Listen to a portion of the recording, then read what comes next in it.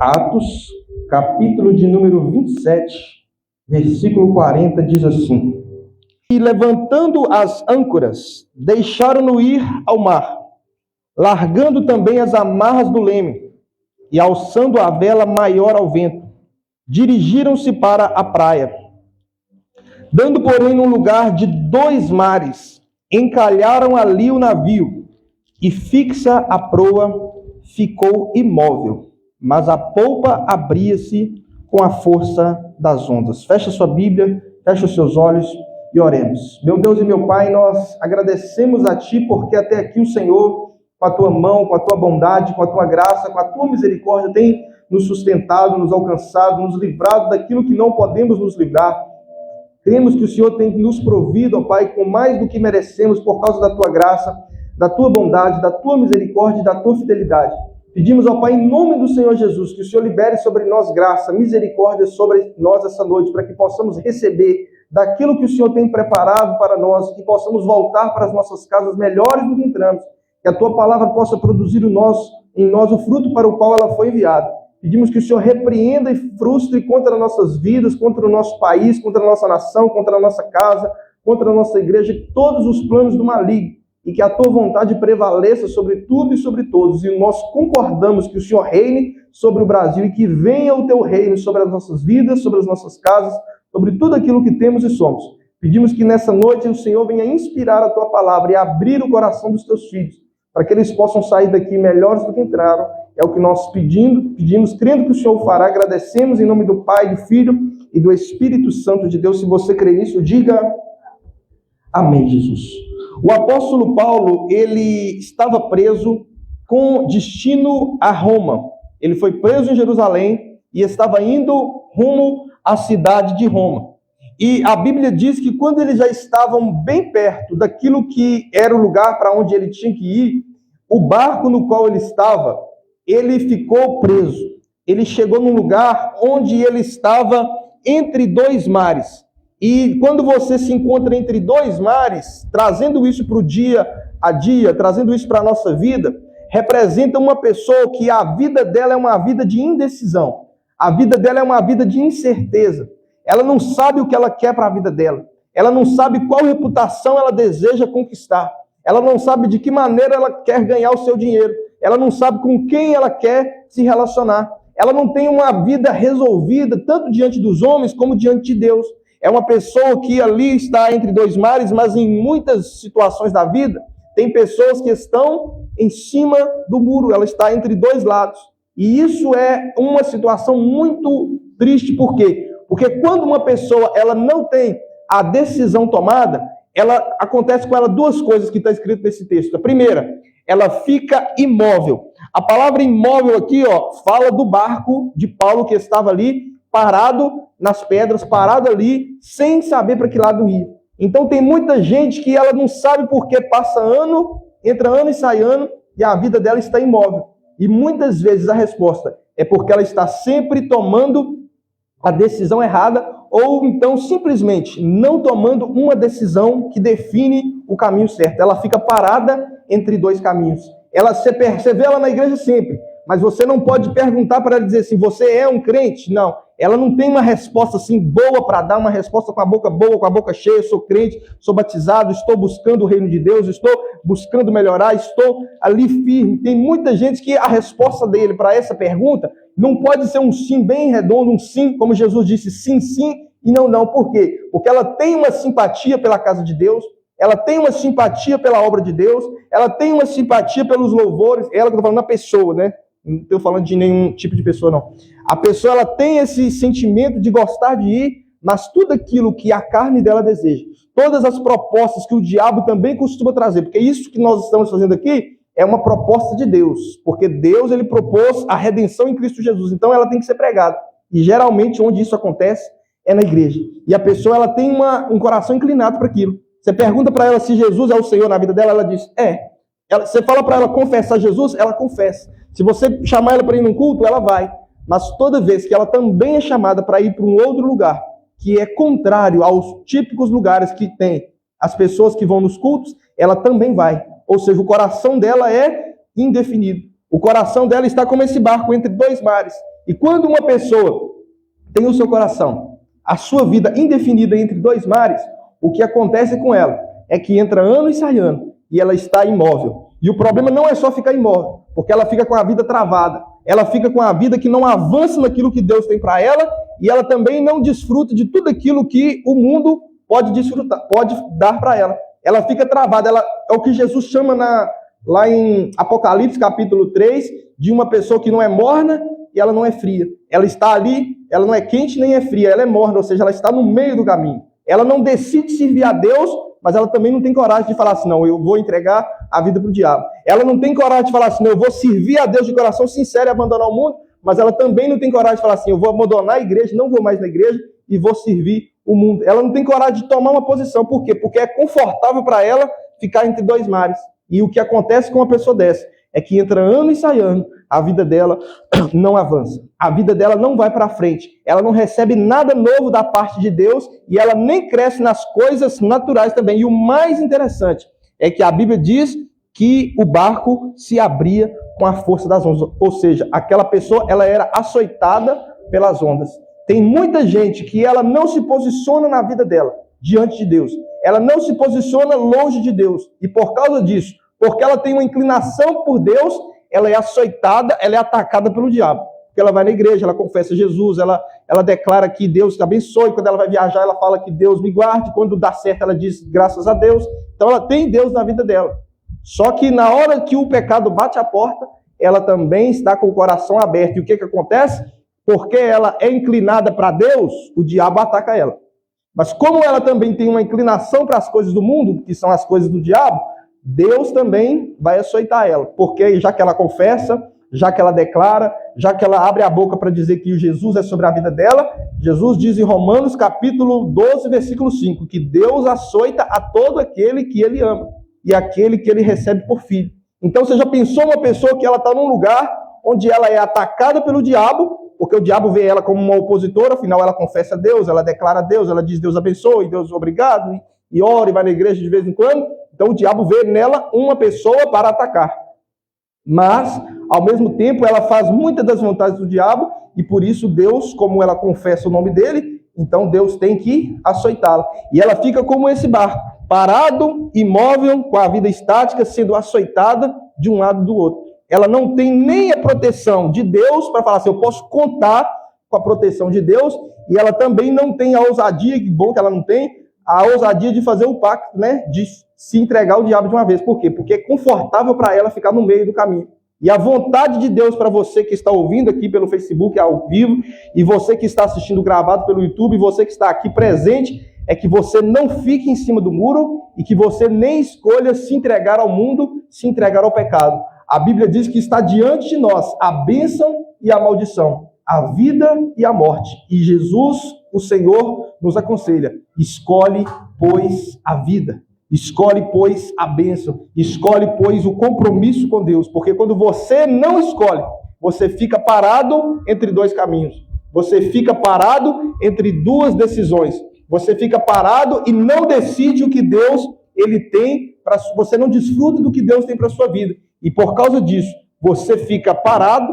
Se te perguntar o que aconteceu nos últimos 3 anos, você não tem uma resposta para dar de dizer que avançou, que experimentou coisas novas de Deus. Por quê? Porque a vida está imóvel. E você percebe constantemente o ataque do diabo e o açoite de Deus. Por quê? Porque você não se posicionou de nenhum lado.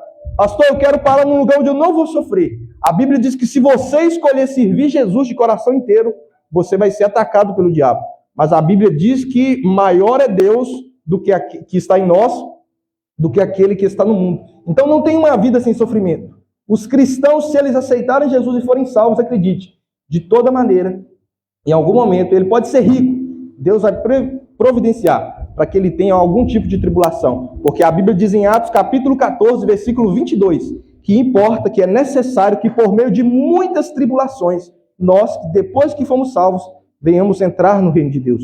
Então não tem como fugir de tribulação. Então já que tem tribulação com Deus, e já que tem tribulação com o diabo, eu te aconselho, Jesus te aconselha a passar a sofrer as tribulações que tem para quem serve a Deus. O apóstolo Paulo diz que a nossa leve e momentânea tribulação elas não podem ser comparadas com o eterno peso de glória que vai ser revelado a nós, que vai ser entregado a nós, que vai ser concedido a nós. Por quê? Porque servimos a Deus. Então vale a pena sofrer com Jesus.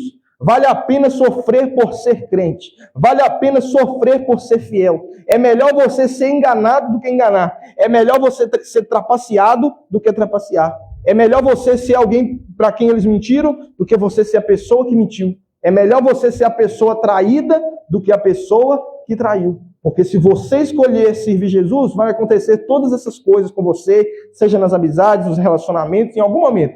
O diabo vai agir na mente de alguém e a pessoa vai se deixar usar por ele e você vai ser prejudicado. Mas eu te garanto que vale muito mais a pena você ser prejudicado porque você serve a Deus do que você ser prejudicado porque você está no meio do caminho ou porque você escolheu o caminho errado. Porque quando você escolhe as coisas de Deus, a tribulação ela tem recompensa. Mas quando você escolhe as coisas do mundo, além de ser açoitado na mão do diabo ali, porque ele permite essa pessoa passar várias vergonhas, se envolver em várias coisas vergonhosas, e ainda ela tem a tendência de morrer e passar a eternidade com ele, se ela for ali um filho do diabo. Então, em cima do muro, ninguém vai receber aquilo que Deus tem para a vida dele. De parado entre dois mares, você jamais vai experimentar tudo aquilo que Jesus conquistou na cruz para você. A Bíblia diz que tem coisas que os olhos não viram, que os ouvidos não ouviram,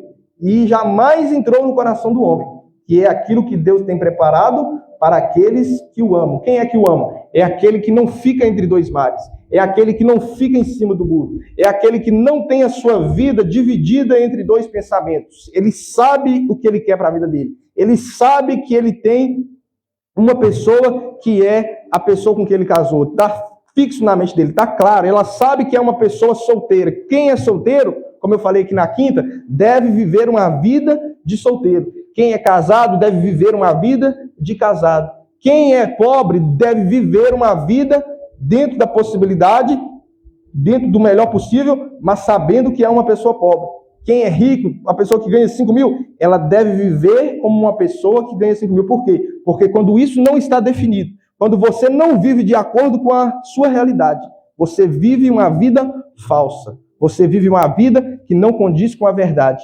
E a Bíblia diz que todo aquele que não anda na verdade, ele tropeçará. E o tropeço pode acontecer em várias áreas. O tropeço pode acontecer na saúde, o tropeço pode acontecer na vida espiritual, o tropeço pode acontecer na área do pecado.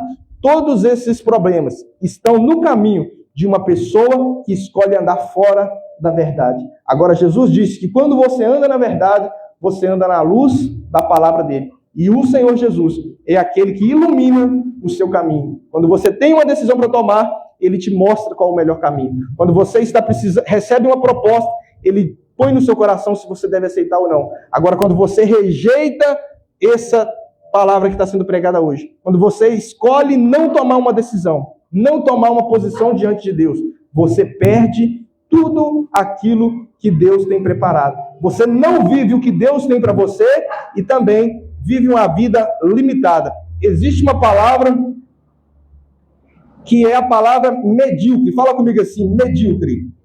Todo mundo pensa que essa palavra medíocre é uma palavra negativa, né? Uma palavra assim, é uma palavra ruim. Só que se você vê o significado da palavra medíocre na tradução e na etnia da palavra, você vai ver que ela não está falando de estar nem acima, ou seja, positivo, e nem está abaixo, negativo. Ela fala de alguém que vai estar na média. E Jesus não chamou nenhum dos seus seguidores, nenhum daqueles que ele lavou e santificou, para viver uma vida na média, ou seja, uma vida medíocre. Ele chamou você para andar acima. Não é para você viver, todo mundo trabalha, acorda cedo, ganha dinheiro e paga as contas, e você vive da mesma maneira. Eu só trabalho, pago minhas contas e vivo do que o meu trabalho pode dar. Uma pessoa que é de Jesus, ela constantemente tem um testemunho para contar. Ela constantemente está testemunhando de um milagre que aconteceu na vida dela. Porque não é normal as pessoas do mundo contarem milagre. O normal é elas trabalharem e pagarem as suas contas e desfrutar do que o braço delas pode dar. Ou seja, elas vivem na média. Ou seja, uma vida medíocre.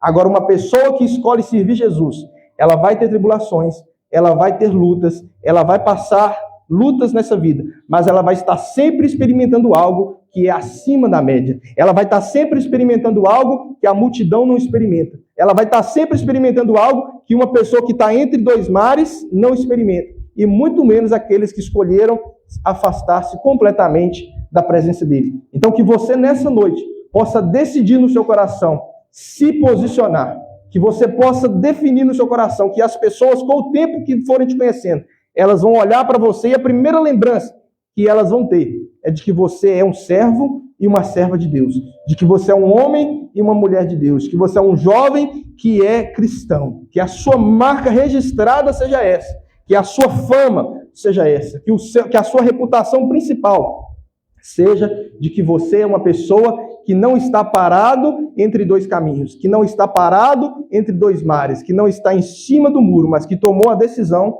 de servir a Deus. Que no seu trabalho, quando forem falar de você, se tiver alguém com um nome igual, vamos supor que seu nome exemplo, Maria, aí tem outras Marias, aí quando for falar, definir você, falar, a Maria é aquela crente, a Maria é a crente, a Maria é a que serve a Deus. Tem dois Tiagos, não, o Tiago é aquele que está sempre falando de Bíblia, o outro não fala. Então quando falar, as pessoas vão lembrar que a sua reputação, ela seja a reputação de alguém que serve a Deus, que é a reputação de alguém que entregou a vida para Jesus de coração sincero. Que a sua reputação seja de uma pessoa que a sua principal marca não seja de que você é de um time que você torce, que não seja essa a sua principal reputação. Não tem problema você torcer para um time, mas que quando se lembrarem de você, esse não seja o seu título. Que as pessoas, quando forem salvar você na agenda delas, se elas tiverem muitos nomes ali igual aos seus, que ela não possa escrever lá, fulano de tal que torce para o time tal, fulano de tal que vota no partido tal, fulano de tal que mora no lugar tal, que você possa ser conhecido